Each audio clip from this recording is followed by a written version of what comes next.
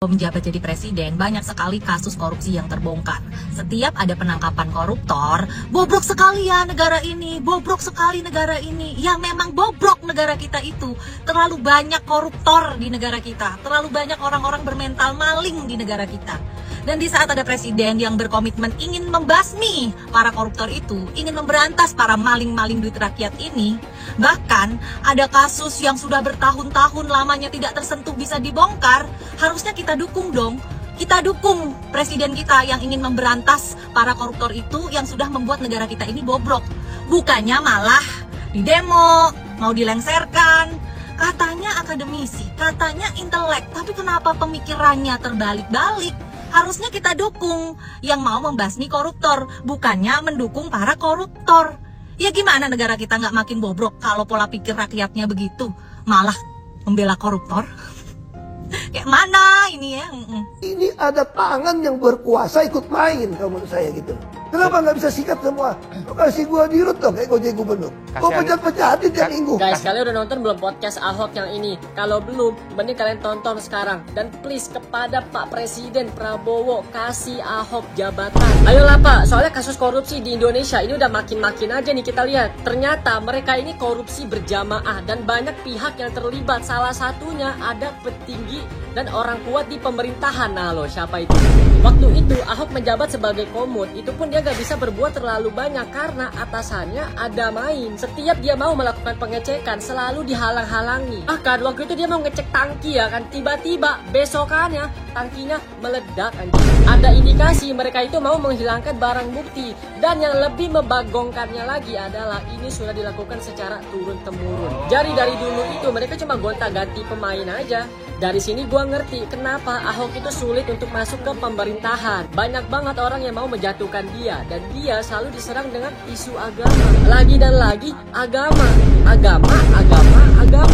Ayo Pak, maju lagi. Pasti gua coblos sumpah. Guys, sudah lihat wawancara Ahok di Liputan 6 belum?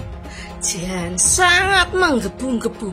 Kalau saya diangkat jadi dirut, saya akan memberantas korupsi dengan begitu semangatnya. Astagfirullahaladzim, astagfirullahaladzim, lali-lali poso-poso. Kan sangat membagongkan ya. Dia di Liputan 6 bilang gini, saya nggak pernah diutus menjadi dirut. Sedangkan dulu dia itu pernah wawancara sama Najwa Shihab. Dia itu bilang apa coba? Saya ini mau diangkat jadi dirut Pak Jokowi, tapi saya tolak karena saya nyaman di posisi ini katanya. Lah, kok wong kok ngomong esok tempe sore dele kayak gitu. Ini lambenya mencra-mencre loh kok Ahok ini. Dulu kamu lurus-lurus saja waktu pertama kali diangkat jadi wakilnya Pak Jokowi. Sekarang setelah kamu masuk di banteng ini ya, lu ambemu ra kena di gugu. Mencla-mencle nek ngomong sok-sokan gue pakai menggebu-gebu. Saya akan menghapus korupsi lah taek entot. Rangilu. Mencla-mencle lambemu. Tapuk malaikat lu mencos lambemu. Tenan. Pegel aku. Jan, terus baliho ning Bangka Belitung kita kamu di Jakarta itu terkontaminasi kamu. Ya. Kembali ke jalan yang benar. Ahok ashadu. Bapak Jaksa Agung, kalau sekali lagi Ahok mengatakan bahwa Ahok mau membongkar mega korupsi yang sekarang ini terjadi, cepat Jaksa Agung tersangkakan Ahok. Karena kalau dia mengatakan sekarang dia mau bongkar, berarti dia punya data. Dia tahu kasus tersebut, dia tahu mega korupsi tersebut. Kenapa tidak dibongkar pada waktu dia 5 tahun menjabat sebagai komisaris utama Pertamina? Kenapa memenuhi syarat sebagai tersangka? Menurut Undang-Undang PT dan menurut hukum pidana, komisaris yang melalaikan kewajibannya dapat dituntut dan dirugi oleh perusahaan maupun oleh warga korban dan juga dapat dipidana. Ngerti nggak? Kalau dia mengatakan membongkar berarti dia udah tahu. Atau memang dia tidak tahu apa-apa, hanya mau tebar pesona, mau nebeng populer, karena selama jadi komisaris, dia sibuk bermain golf. Kepada para pendukung Ahok, saya hanya minta Hotman hanya memakai logika hukum. Kamu jangan pakai pantat. Mikir jangan pakai pantat ya, para pendukung Ahok. Lu ngomong apapun, gua akan tetap mengatakan apa adanya secara hukum. Saya bukan buzzer. Income saya lebih besar dari gaji 10 orang menteri. Tanya kepada Pak Prabowo, saya tidak pernah tertarik jadi birokrat, oke? Dan saya perhatikan, sekali dia mengatakan mau bongkar, berarti dia tahu. Kalau dia tahu, berarti dia lalai. Kalau dia lalai, perdata pidana adalah sanksinya. Kata Dr. Hotman Paris. Jadi bang, kalau ngomong jangan seenteng-entengnya doang, sambil melek, lihat kenyataannya kayak gimana. Bisa nggak BTP ngotak-ngatik dirut di Pertamina? Ya nggak bisa lah. Kalau nggak dia yang ditebas sama yang di atas, nah, gimana? Gue nggak membenarkan apa yang dilakukan sama dirut Pertamina ya. Dari dulu emang udah bobrok bang. Tapi kita juga harus jujur loh. Masa sih abang nggak tahu berapa banyak juga Pertamina diperes kalau setiap mau pilpres? Masa nggak tahu? Kalau setiap mau pilpres mau kampanye, apa nggak disuruh keluarin duit dari situ? Bang, besok bang. Udahlah bang, lu kerja aja bang. Udah bagus, kerjaan lu bagus, anak-anak lu hebat. Ngapain juga lu ngebuzzer? Ahok jangan ngotot kamu. Emang lu siapa sih? Siapa sih lu di Indonesia ini, Ahok? Ngotot kayak apa lu? Lu nggak ada apa-apanya kok. Aku kok malahan greget ya lihat Hotman Paris ini. Kok dia yang keberatan dengan statementnya itu Pak Ahok. Seharusnya sebagai masyarakat dia mendukung dong supaya proyek ini dibongkar habis sama Pak Ahok. Kok dia yang keberatan? Aku jadi curiga nih ya kan. Jangan-jangan dia juga ikut menikmati hasilnya ya kan. Dia loh dalam keadaan sakit. Dengan emosinya dia itu berkomentar seperti itu. Ayo coba Anda bayangkan. Seharusnya kan dia fokus dengan kesehatannya dulu. Ya kan? Saya ketawa aja. Masyarakat lebih percaya Ahok daripada si Hotman itu. Rahupo. Ya iyalah, saya juga percaya Ahok. Saya nggak percaya Hotman Paris. Dan saya ajak semua, dan saudara juga ajak yang lain, kita dukung Ahok. Untuk apa? Untuk membongkar bobroknya Pertamina. Kan Ahok udah teriak dari 2020, cuman nggak ada yang gubris aja waktu itu. Malah dilawan sama salah satu politisi Gerindra yang adalah anggota DPR RI. Siapa dia? Pak Andre Rosiade. Beliau meminta untuk Presiden Jokowi saat itu copot Ahok karena dianggap buat kegaduhan. Ya terbukti kan hari ini. Korupsi luar biasa kan di Pertamina. Kita dukung Ahok lah ya. Doakan Ahok supaya Ahok kuat dan membongkar kasus korupsi di Pertamina. Gue udah maki-maki dia tiap minggu. Kalau gue dirut, udah gue pecat. Ini pernyataan Pak Ahok teman-teman soal Rifa Siahaan, Direktur Pertamina Patraniaga yang baru aja ditetapkan sebagai tersangka korupsi kan dalam kasus Pertamina. Ini ada tangan yang berkuasa ikut main kalau menurut saya gitu loh di Republik ini. Itu yang saya maksud. Biar kalau urusan saya mau subholding beresin perusahaan. apa yang susah? Saya kasih contoh gini ya. Ini bisa jadi lebar kemana-mana kasusnya kalau dibongkar. Saya senang banget ini. Semua. Saya cuma minta Pak Jaksa sidang terbuka di Republik ini. Berarti ada siap dipanggil Kejagung? Oh saya siap. Saya sedang membantu. Dan saya senang kalau di sidang itu semua rekaman rapat saya itu diputar biar seluruh rakyat Indonesia mendengarkan apa yang terjadi di Pertamina, apa yang saya marah-marah di dalam. Pak Ahok sendiri yang belum menjabat sebagai komisaris utama Pertamina udah lama curiga katanya sama kebijakan Rifa. Dia berkali-kali nih memperingatkan soal kebijakan aneh di Pertamina, termasuk salah satunya transaksi tunai di SPBU yang nggak dihapus dan proyek pengukuran BBM digital yang malah dikerjasamai sama Telkom dengan biaya triliunan. Sekarang setelah Rifa resmi jadi tersangka, Pak Ahok itu bilang dia nggak kaget sama sekali. Bahkan dia siap nih buat dipanggil Kejaksaan Agung buat bongkar semuanya, mulai dari rekaman sampai notulensi rapat yang dia simpen sampai saat ini. Dia juga menyinggung dugaan keterlibatan oknum lain termasuk dari BPK, teman-teman. Jadi, apakah penangkapan Rifa ini bakal jadi awal dari pengungkapan kasus yang lebih besar? Akankah Ahok membongkar semua praktik mafia migas? Atau bahkan Ahok sendiri yang ikut terlibat di dalam permainan besar ini? Coba teman-teman, serap pendapat kalian drop komen.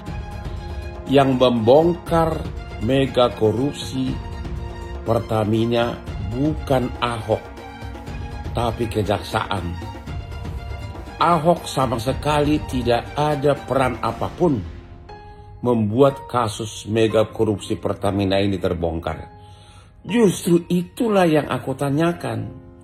Sekarang tiba-tiba Ahok ngoceh di mana-mana, akan jadi saksi di kejaksaan, saya siap bongkar. Itu yang saya tanya. Anda itu berapa tahun jadi komisaris, honor sangat besar, bonus sangat besar.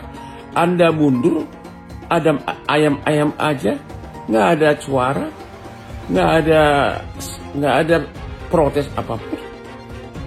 Kok sekarang setelah kejaksaan berhasil membongkar, Anda mengatakan saya akan bongkar jadi saksi? Aku itu bertanya loh, kenapa Anda dulu diam? Bilang aja nggak tahu sama sekali, selesai. Tapi kalaupun nggak tahu sama sekali, komisaris ini mega korupsi yang sangat besar bertahun-tahun. Jadi ngapain kau selama ini? Aku cuma nanya, nggak nuduh. Halo para monyong-monyong. Makanya kenapa orang takut saya jadi dirut demo-demo?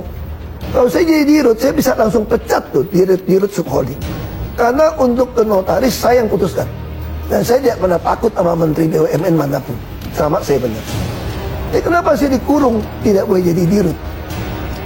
Janjikan saya jadi dirut untuk membereskan. Ini ada tangan yang berkuasa ikut main kalau menurut saya gitu loh. Di Republik ini. Ini bisa jadi lebar kemana-mana kasusnya kok dibongkar. Saya senang banget ini. Ya. Saya ingin masyarakat tuh mengerti bahwa akar masalah Republik Indonesia adalah korupsi dan kemunafikan. Jadi orang semua saling sandra menyandra, ada dikasih jabatan wewenang. Makanya saya bilang pemerintah saat ini kalau tidak mau memperlakukan e-katalog di LKPP pengadaan bahan migas, saya berani jamin cuma mau ganti pemain. Ada yang mau makan itu uang. Oke. Saya mau tegaskan seperti itu aja. Alasannya itu bahwa Agung Sedayu melakukan pembangunan. Bapak-bapak, ibu-ibu tahu nggak? Negara yang asal mulanya itu tempat perdagangan, kawasan pemukiman, kemudian jadi negara. Tahu nggak? Yang paling dekat itu Singapura. Singapura itu dulu tanahnya milik Melayu.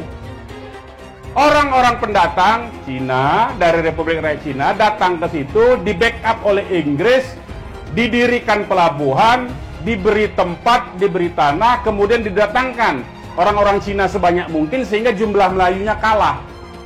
Jadilah dia negara Singapura. Sudah ada contoh, sudah banyak contoh, dan sampai sekarang contoh itu masih berlaku.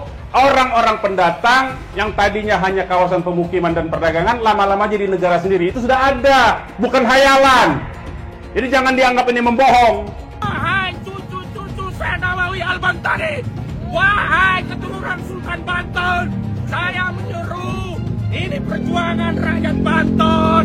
Banten dijajah, Banten diintimidasi. Ayo kita bersatu untuk berjuang. Hadirin sekalian, saya sampaikan, hei Aguan, ini bukan masalah rasis, bukan. Ini bukan masalah etnis, bukan. Ini bukan masalah agama, bukan.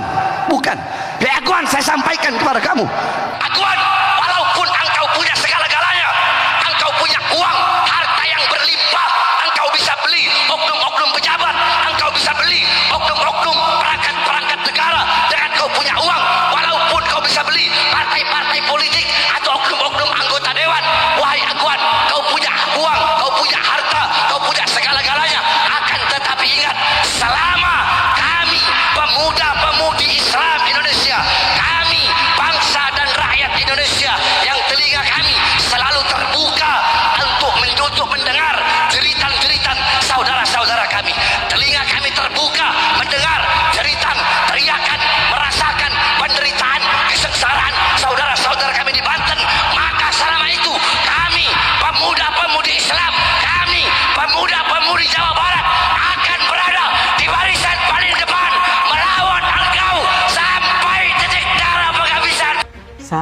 orang tokoh anti PIK 2 yang sekarang bersuara sangat keras adalah mantan Sekretaris Kementerian BUMN Muhammad Said Didu. Ada pula mantan Kabareskrim Polri, Komjen Purnawirawan Susno Duaji yang menegaskan bahwa kasus PIK 2 menunjukkan bagaimana sejumlah pejabat menjadi pelayan oligarki. Semua orang jadi tahu siapa si Jongos, tulis Susno.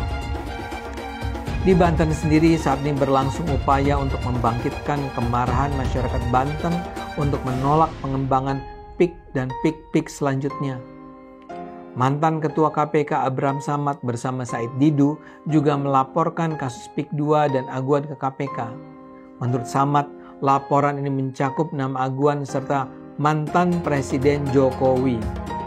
Menurut mereka, di dalam kasus ini ada dugaan korupsi dan suap yang telah menyebabkan kerugian negara. PIK 2 menunjukkan kejahatan etnis Cina kepada kaum pribumi. Maka saya berani katakan di sini, hei orang miskin, hei orang melarat, tidak usah bayar pajak karena pemerintah haram mengambil pajak dari orang-orang miskin dan melarat, saudara. Allah mewajibkan zakat hanya kepada orang kaya. Haram ambil pajak dari rakyat, saudara. Haram, apalagi dari rakyat miskin yang melarat, yang nyari kerja susah, yang makan susah. Haram kau ambil pajak dari mereka. Lalu Prabowo lengserkan dia, setuju gak? Setuju gak? Dukung tidak? Takbir! Kita akan seret mereka semua untuk dijebloskan ke dalam penjara. Takbir! Setuju tidak? Setuju tidak? Enggak berkelahi aja kita adu biar dia berkelahi. Vonisnya ya 50 tahun begitu kira-kira. Saya mohon ya, kalau sudah jelas melanggar, jelas mengakibatkan kerugian triliunan, ya semua unsurlah. Terutama juga hakim-hakim ya, vonisnya jangan terlalu ringan lah.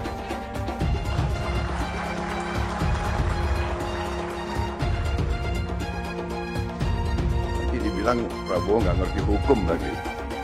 Tapi rakyat pun ngerti, rakyat di pinggir jalan ngerti. Ngerampok triliunan, kalau triliunan, ratusan triliun. Vonisnya sekian tahun.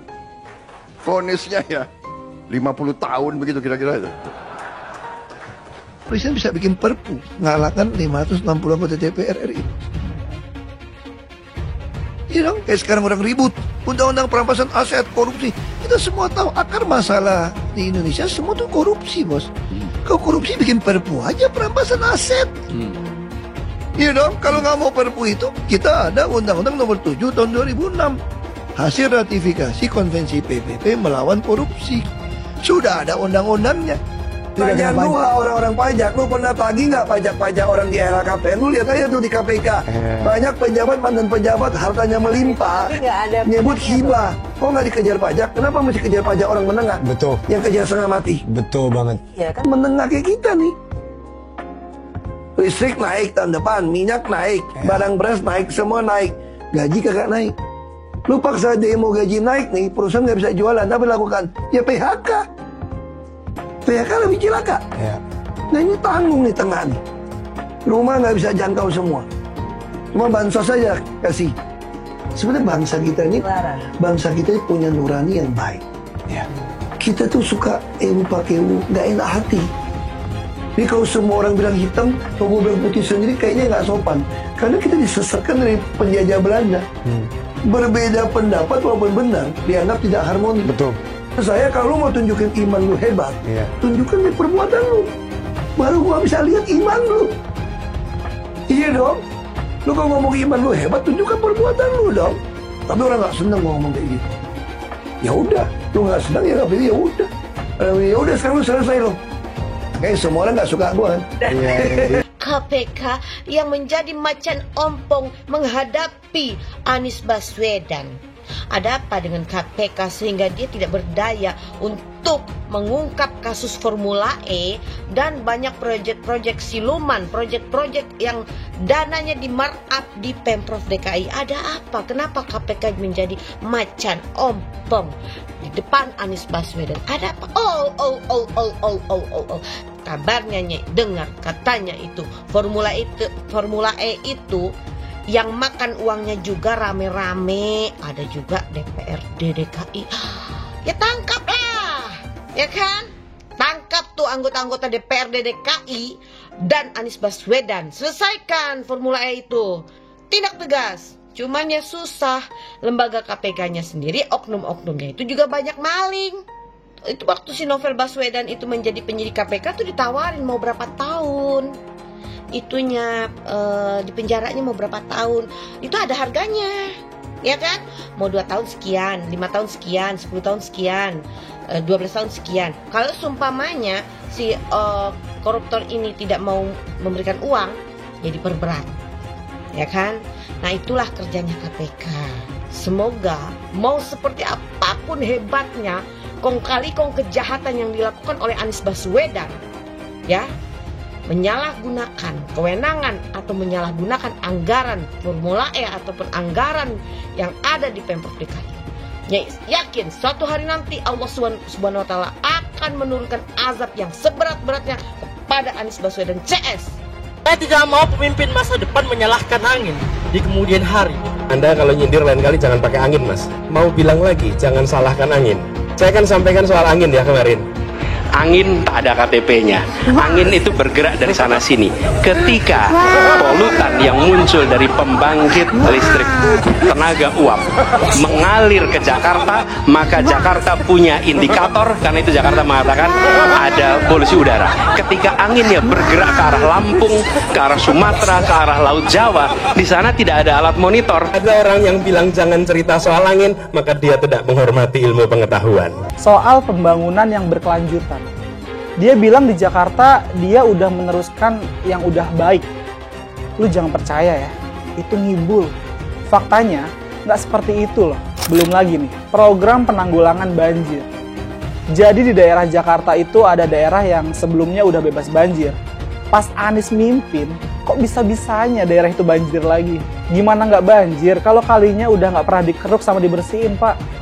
Kalau soal Jakarta, gue bisa bicara banyak deh. Jadi gue saksi bobroknya kepemimpinan Anies di Jakarta. Dan gue bisa pastiin, omongan manisnya Anies soal apa yang dia lakukan waktu mimpin Jakarta itu banyak nyimbulnya. Bapak Politik Identitas Indonesia Anies Baswedan, Bapak Intoleransi Indonesia Anies Baswedan. Jangan lupakan, jangan terlena, jangan sampai dia pecahkan kita dengan dagangan ayat dan mayatnya. Air itu turun dari langit, turunnya ke atap rumah langsung sumur bor, bukan ke sungai dan ke laut. DKI yang kita harapkan, Anies Baswedan yang begitu jelas Islamnya, 4 tahun 8 bulan jadi gubernur. Mana peraturan bergub saja yang melarang miras? Mana perda Islam apalagi? Yang akhirnya tidak berani juga menegakkan hukum. Banjir tetap banjir, macet tetap macet, kriminalitas Jakarta. Anda tahu, 2 menit sekali terjadi pencurian. Sekarang orang sedang euforia, dia mau dicapreskan. Bagaimana umat terjebak lagi, bodoh lagi, masuk lagi. Kalau misalnya memang Anies itu mau maju dan dia tekad mau menegakkan hukum Islam dan menyatakan perlawanan, saya setuju. Tapi dia tidak lakukan itu. Dulu janjinya apa ya? Mensyukuri kenapa kalah, kenapa ditahan. Saya bersyukur atas itu semua. Saya coba bayangkan ya, kalau seandainya waktu itu kita menang gitu ya, hari ini belum tentu kita bisa nikmati seperti ini. Kita bersyukur 5 tahun Tuhan izinkan kasih ke orang yang pintar ngomong untuk kerja. Coba kalau kita bayangkan gitu ya, kalau kemarin saya masih jadi gubernur, ini saya udah turun ini. Tapi yang pintar ngomong itu dikira orang hebat kan? Ini lebih berbahaya tahun 2024. Langsung ketahuan karakternya. Langsung ketahuan itu. Di saya juga ada kutipan Pak di kamar saya Pak. Tulisannya, Jakarta telah mengambil keputusan yang fatal. Dan ini aneh, betul-betul aneh. Ini bukan kampanye, tapi saya sampaikan di sini. di satu sisi menyiapkan jalur-jalur air untuk dikirim ke laut, di sisi lain di lautnya dipasang dengan pulau reklamasi, tinggal tunggu waktu jadi rob, air balik. Dan ini melawan sunnatullah. Kenapa? Air itu turun dari langit ke bumi, bukan ke laut. Harusnya dimasukkan ke dalam bumi, masukkan tanah. Di seluruh dunia air jatuh itu dimasukkan ke tanah, bukan dialirkan pakai gorong-gorong raksasa ke laut. Jakarta telah mengambil keputusan yang fatal. Bukan banjir, itu memang parkir air. Bukan banjir, itu memang parkir air. Penjajahan di depan mata itu di Jakarta. Di tempat lain penjajahan mungkin terasa jauh, tapi di Jakarta, bagi orang Jakarta, yang namanya kolonialisme itu di depan mata, dirasakan sehari-hari. Dulu kita semua pribumi ditindas dan dikalahkan. Kini telah merdeka, kini saatnya kita menjadi tuan rumah di negeri sendiri. Hai semua, nama saya Johannes Leong. Saya adalah investor saham, forex, dan juga kripto.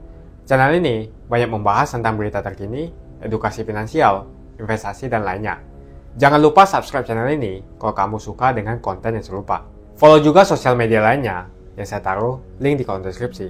Di sana kalian bisa dapatkan konten yang berbeda. Saya juga punya Telegram channel yang isinya berfokus kepada trading dan juga investasi. Itu Telegram channelnya gratis. Oke, kita lanjut ke videonya.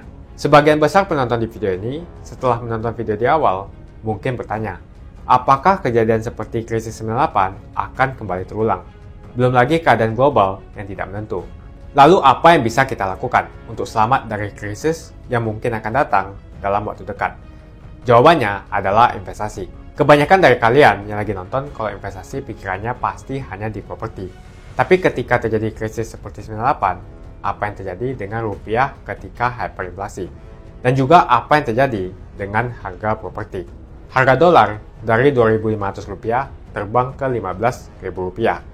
Otomatis utang yang harus kita bayarkan naik 6 kali lipat. Banyak bisnis yang bangkrut. Kebakaran terjadi di mana-mana. Hingga rumah pun bagaikan tidak ada harganya. Mau dijual pun tidak ada yang mau beli. Saya tidak mengatakan ini akan terjadi lagi. Tapi kemungkinan terjadi seperti Mei 98 tetaplah ada.